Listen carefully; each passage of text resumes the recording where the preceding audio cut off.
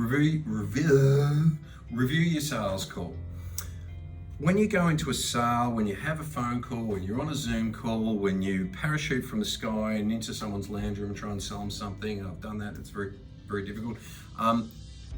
We need to go through the process after we've been, whether or not we've been a successful sales call or it's been very, very negative experience, or, someone's knocked you out and 3 days later you woke up in a coma, from a coma.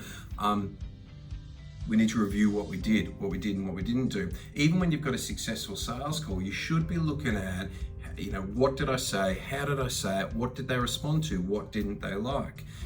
Just a quick, 5 minutes in the car when you're driving to the next appointment, or 5 minutes before while you're having a coffee before the next Zoom call or phone call or whatever it might be. Just review what you said, what you've done. Why would you want to do this? Why would you spend your time doing that, especially if it's a successful sales call? Obviously what you did was work.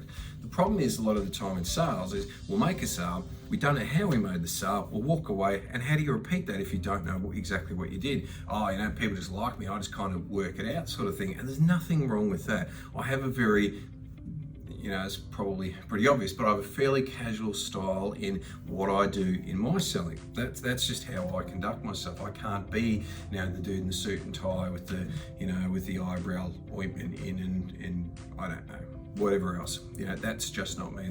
That's not how I sell. I always look at call I've made, Zoom call I've been on, the meeting I've just come out of, whatever it might be. I just do a quick review on my head.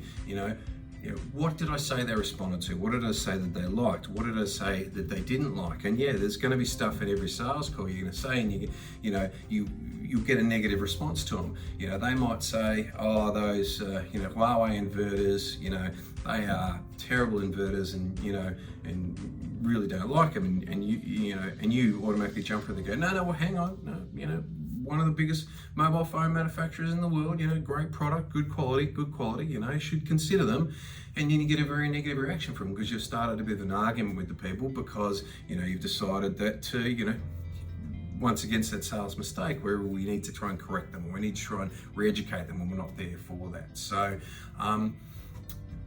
have a bit of a think about what you did in your sales call and how you did it. What went really well when you said this? What went really well? Now that doesn't mean that necessarily you'll say that next time it's going to go really well, but it will mean you can start picking out people's personalities. You can start picking out, the alpha male or the more submissive sort of the person, or the person that wants the real technical details, or the whatever. Start having a quick look at, how did it all go down? What did you say? What was it, a negative result sort of thing. Start having a look at everything you've done. What worked? What didn't work? Okay, great. Well, I said this and they loved that. So you try that in your next sales call. You might say it, the next person might hate it, because you haven't read the right personality types right. You haven't read, what they are interested in, what their core beliefs are, sort of thing. But I guess the point I'm trying to make is, if you have a look at what you did and what you should have done and what you didn't do and what you shouldn't have said, and what you should have said when when they asked a certain question, you answered it one way that they hated, what you should have said the other way. And believe me, even after a long time of doing sales calls, I still say dumb stuff. I still find myself rambling, perhaps like in this video. I still find myself, putting my foot in my mouth and trying to back my way out. I guess after a lot of years of doing this, you kind of get better at sort of backing yourself out. But I always like to look at every call I've done. I'm not saying do a review on it. We're not writing an Excel, spreadsheet, doing a PowerPoint, going home and showing your mum.